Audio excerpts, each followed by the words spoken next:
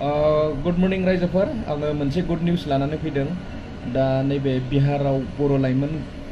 गोमानानै थानायनि फारसे आङो मोनसे इमारजेन्सि हेल्प नांगौ होननानै भिडिअ बानायदोंमोन नङा होमबा बबेबाफोर जायगायाव नुसनोब्ला बे फंबायखौ खिन्थाहर थाबैनो होननानै नोंथांमोननिसिम खावलायहरदोंमोन दा गुड निउस बेनो नोंथांमोन दा बे फंबायखौ मोननो हाबाय बिहारावनो मोनबाय दा बिहारावनो लोगोफोरजों रुमाव दङ बियो दा मैयानि दिनाव मोनबाय आरोखि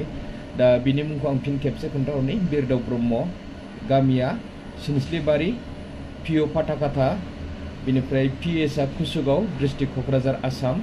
पिन कड 783360 मोन नङा होमबा नोंथांमोन दा जोबोद मोजां बे फंबायखौ मोजाङै मोजां मोनफिनबाय नाथाय देहाया एसे नोरजिया जानानै दं